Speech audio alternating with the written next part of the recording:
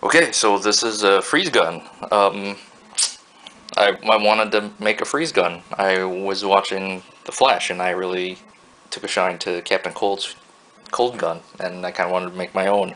But obviously, make it the way I want to make it, not necessarily a replica of what he's got, which is really awesome. And anyway, but I wanted to make my own style, and this is pretty much what came of it. So yeah, it's scratch built with wood, Sintra, PVC, a little bit of aluminum and some brass and stuff like that. But for the most part, everything is stuff that I made, and I had to cut out by hand and stuff like that. My usual fare, except for this time, it's a quasi Dieselpunk blaster slash gun cold thing. I have no idea.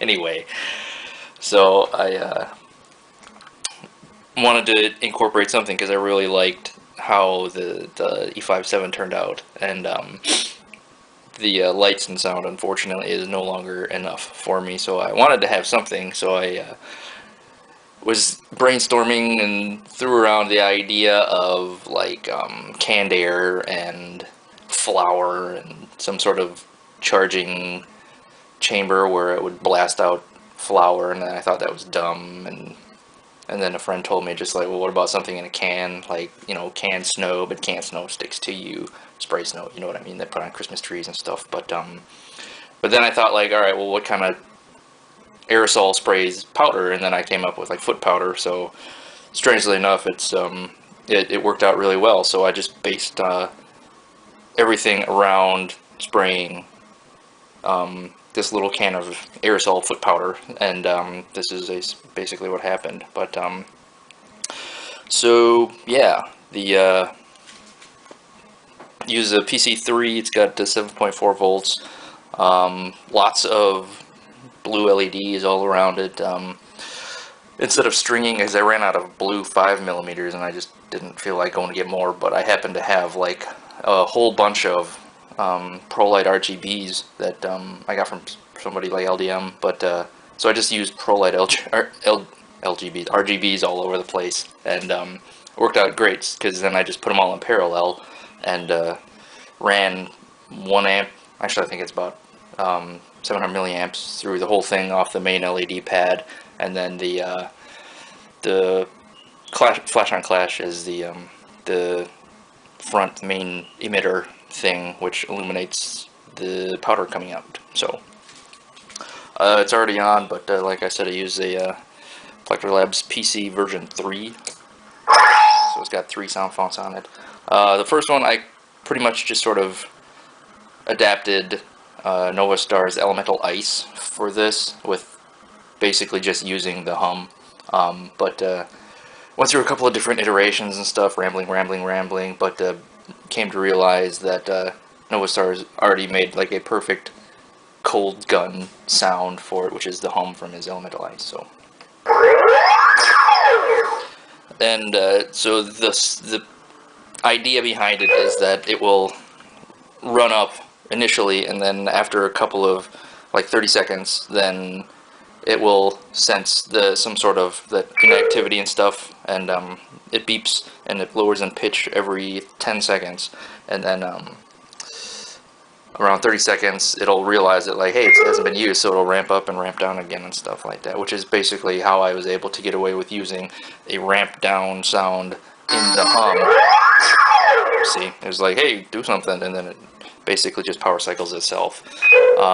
Or at least, again, that's what the idea is, so that when you have a sequence sound, you can still have that ramp down effect for the lockup, basically. So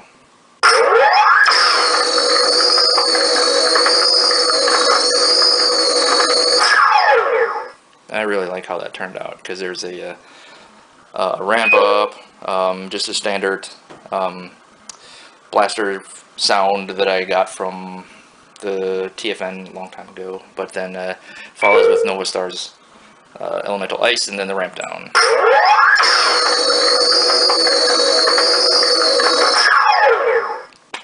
So the trigger is kind of funny. It's got the kind of a half pull, and you might be able to see from the pictures that there is just a momentary switch in there, or push button. So the half pull triggers the push button for blasters and lockup, and the blasters actually have that ramp up and down also. So after a couple of seconds, the gun will more or less cycle again. But the half pull, like I said, activates the push button, and then this front plate pushes back on the aerosol can, which activates the projectile cold stuff.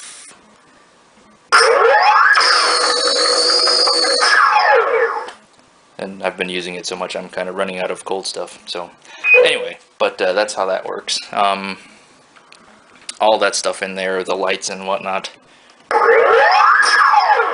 There's one here on the other side, there's one here also on the other side, one in here on the other side, and then one here and one here, and then this whole upper receiver can take off. It's on a quick disconnect, and I'll show that in a second, which is how you change out the aerosol can, which sits pretty much right in here. Made a stand that looks like a little frozen airplane. It's pretty cool. But 3 sound fonts, so I figured I'd put in a couple other stuff in there. So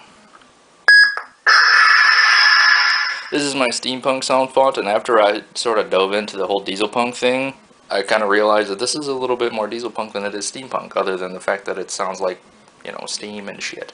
But it's got like combustion engines and shit in there too, so didn't really understand what I was doing back in like 2008, 2009. But either way, it works well for this. So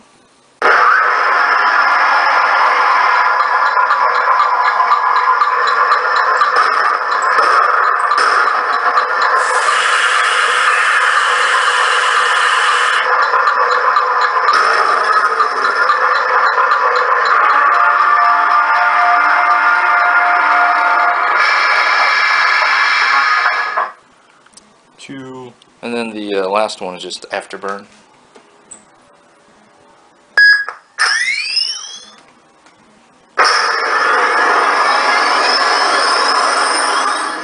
And originally I had only made one blaster saw, but Nova went through and tweaked a couple of these for his sound compendium, which I really like, and that's why I kept them as well. So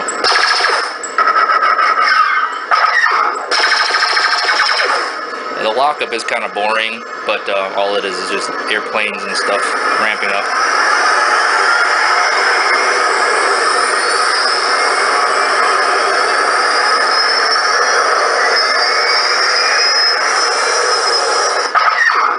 I'm pretty sure one of these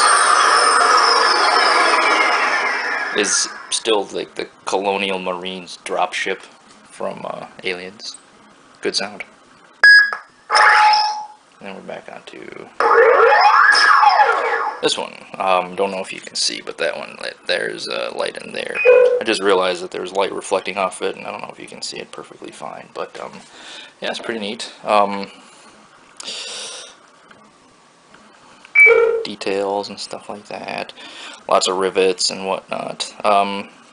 Very true to the old artists. Not that I'm an artist or anything by any stretch of the imagination, but the whole thing is that, like, after a while it started to just sort of come into its own. And can you see? You can sort of see in there. There's the switch, and then I curled up the wires here, and then the wires for the switch in there also, just to give it that little bit more of an industrial look and stuff like that. And that's pretty much the LED itself. I just painted over it and put some CO2. Oops. CO2. Quite sensitive, that is.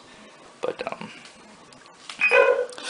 yeah, and that's pretty much it. Couple of little fun things. This is the back end of Ace Rocket OBTPM. I like to use those with tonfa handles, but I don't have any use for the back end, so I used it for there.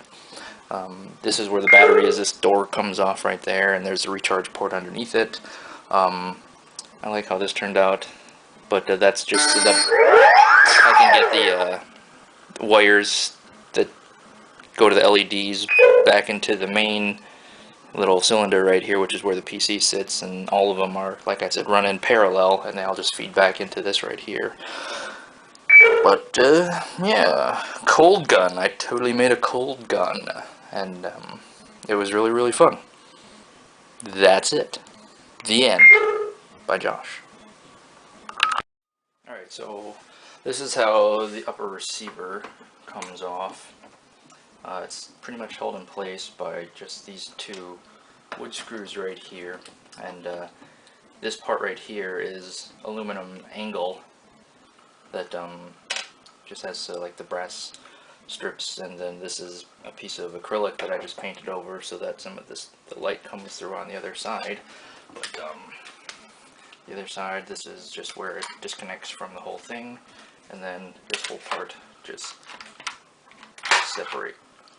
comes off like that, and then there's your can. Wood readers, it's pretty much empty right now, but yeah, that's how this works.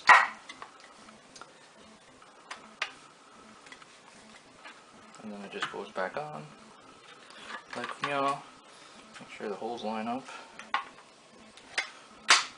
which they more or less do. And screws back in. I'm not gonna do it right now, blah blah blah, but that's how you do that.